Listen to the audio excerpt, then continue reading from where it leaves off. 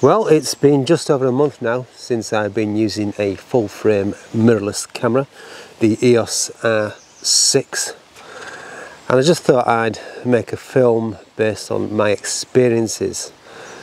What has changed? Has my approach changed? Now, you need to bear in mind that I'll be comparing it generally from my last camera, which was a DSLR, the Canon 5D Mark III. It's not so much a review of the specifics, a technical review of the camera. I'm sure you can find that elsewhere. This is just based on my experiences alone. It's still early days, but still quite a lot's changed. Okay, let's just jump straight into it. Main difference is I no longer use a L bracket. I've only been using an L bracket for what, last 2 years? And I put that on my 5D Mark III and it was excellent, you know, really practical, versatile, changing orientation from landscape to portrait, of course. But the problem is, and this applies to probably all cameras with vari-angle lenses, is it limits the use, it limits movement. And one of the reasons I purchased the camera, one of many, was the advantages you can gain from the movement of the vari-angled screen.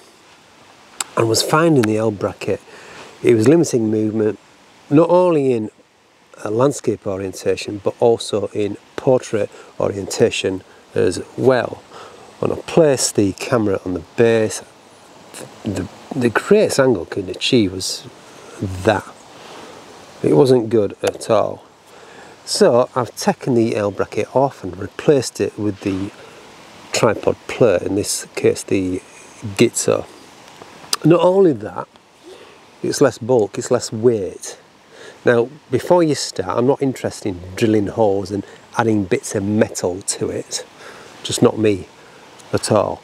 It just now feels lighter, less bulky.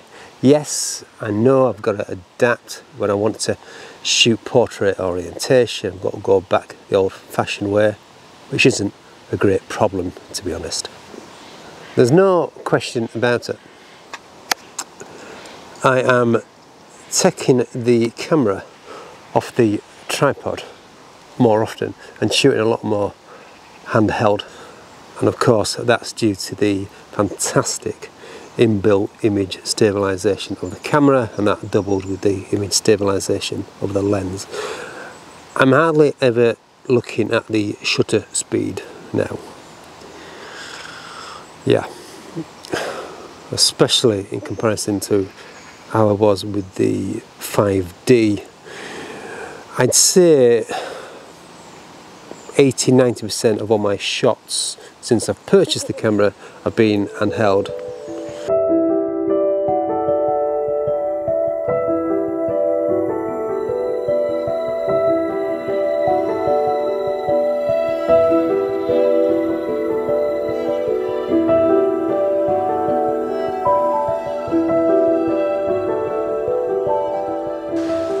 Another reason I bought the camera was I wanted something which not only shot good stills but also doubled up as a video camera as well.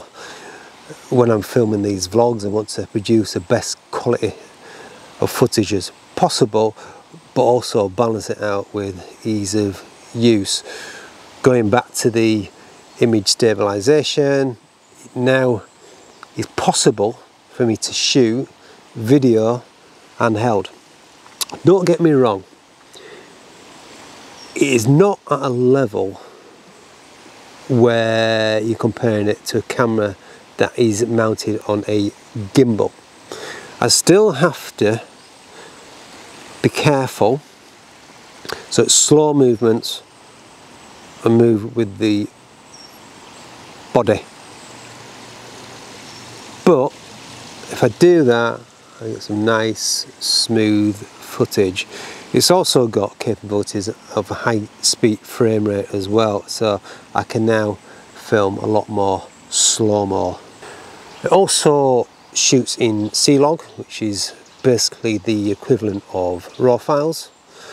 That allows me to edit the footage to colour correct, colour grade, giving me more of a dynamic range, which in turn improves production. Now, what hasn't changed with this camera is my decision making when it comes to the photography and what works and what doesn't in terms of composition and light. I'm in the middle of some woodland and the light is getting way too harsh. It creates some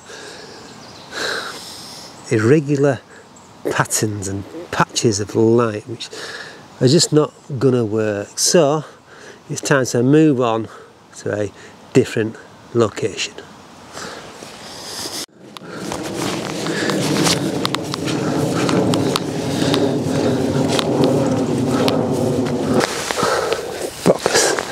On my eye. So, different location, different time, same genre. Today I'm going to head into the woods to add to my project. That's a project I started back in last year, I think. That's Woodland 35, basically. Woodland photography and held on a set focal length of 35mm. Looking forward to this. See, this is another thing I can do now. I can walk around using the R6, and its good image stabilization is obviously helping me to get some decent footage as well. So yeah, I'm going to exploit the R6's capabilities handheld. So let's just talk about that.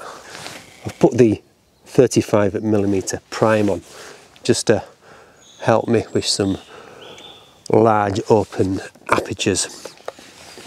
It feels really good, really solid in the hand. Ergonomically is excellent. So I've got quite big hands, as you can see there, but a nice solid grip. And basically what I can do is change settings whilst I'm on the fly, whilst I look around for good compositions. So all I do now is obviously compose, and I can change the shutter speed, the down, the top. I've got aperture either there, wheel there, and I can also customize the lens. In my case, I've customized this here, the control part of the lens, to aperture. ISO at the top there.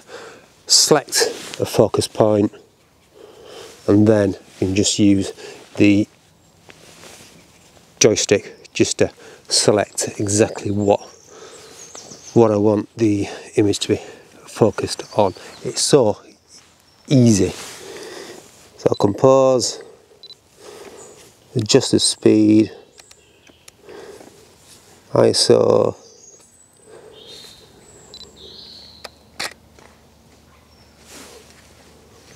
done. Now, one of the biggest differences for me moving from a DSLR to a mirrorless camera is the EVF.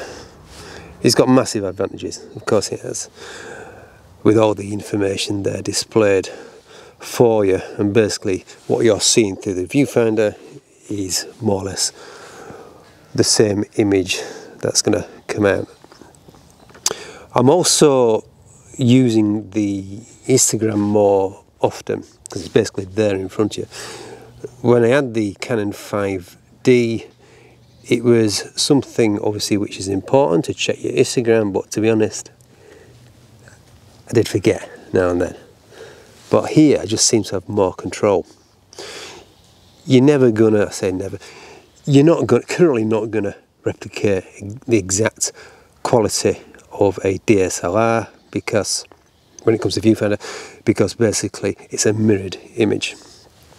At first I found it more difficult to compose, so get the elements in the scene, get the right balance with using the R6. But I'm going to play around the settings. Basically what I mean is there's a lot of information there in front of you. So what I'm going to have to do is just to select a few options where there's minimal information in front of me, just to help me compose better. One thing that hasn't changed is that I still manually focus. Initially I didn't. I used the AF points on the back of the screen. I just select what part of image I want sharp and just tap on screen and go from there.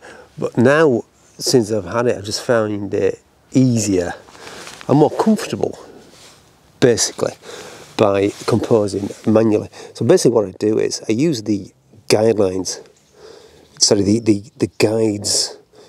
So manually focus, twisting the focusing ring on the lens until the triangles converge into one, and if that part of the image I select is sharp, it changes a colour of green, and it just helps.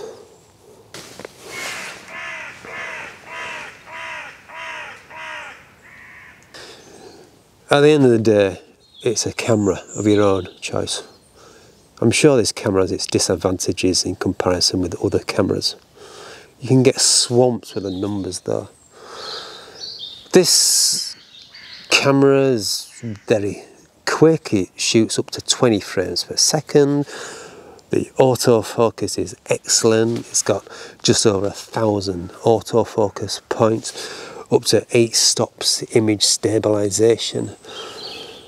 But at the end of the day, the reason I went for this is because it's a Canon, and I've used Canon since 2007. I'm not saying they're better than any other brand out there, although I do like to have a bit of banter. But for me, it's reliable and it's never failed me. I've used the same motor mechanic since I was 18. It's probably not the cheapest, but he's always delivered the best service for me, and it's someone I can trust. Canon, I can trust. So, in terms of have I made the right decision, of course I have. Right, okay, that's enough pieces to camera. I'm now going to enjoy some photography, adding to my Woodland 35 project using the RF35 lens. I'll be posting the best of those images on my website under project website, jamesrburnsphoto.com, and the project is called Woodland 35. Right, okay. Look after yourself, keep smiling. Until next time, bye bye for now.